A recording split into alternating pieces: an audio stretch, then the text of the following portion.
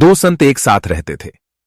एक संत दिन भर भक्ति करता था, दूसरा संत रोज शाम को भगवान को भोग लगाकर खाना खाता था। एक दिन दोनों संतों के बीच झगड़ा हो गया, क्योंकि दोनों खुद को श्रेष्ठ बता रहे थे। भक्ति करते समय मन शांत रहना चाहिए और सभी तरह की बुरे विचारों से बचना चाहिए। जो लोग इस बात का ध्यान रखते हैं उन्हें भगवान की कृपा मिलती है। इस संबंध में एक लोक कथा प्रचलित है। कथा के अनुसार पुराने समय में दो संत एक साथ रहते थे। दोनों की भक्ति का तरीका अलग अलग था।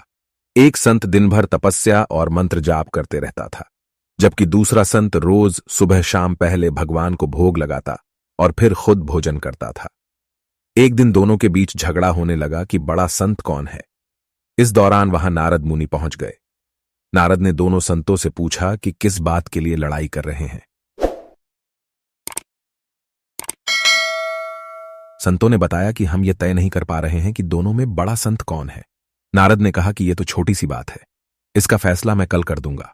अगले दिन नारद मुनि ने मंदिर में दोनों संतों की जगह के पास हीरे की एक एक अंगूठी रख दी। पहले तप करने वाला संत वहां पहुंचा। उसने एक अंगूठी देखी और चुपचाप उसे अपने आसन के नीचे छिपाकर मंत्र जाप करने लगा। कुछ देर में दूसरा संत भगवान को भोग लगाने पहुंचा। उसने भी हीरे अंगूठी देखी, लेकिन उसने अंगूठी की ओर ध्यान नहीं दिया। भगवान को भोग लगाया और खाना खाने लगा। उसने अंगूठी नहीं उठाई।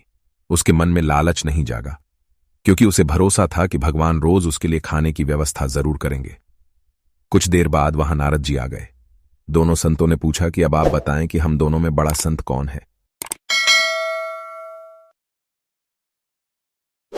नारद ने तपस्या करने वाले संत को खड़े होने के लिए कहा।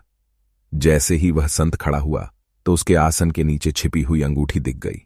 नारद मुनि ने उससे कहा कि तुम दोनों में भोग लगाकर खाना खाने वाला संत बड़ा है। तपस्या करने वाले संत में चोरी करने की बुरी आदत है।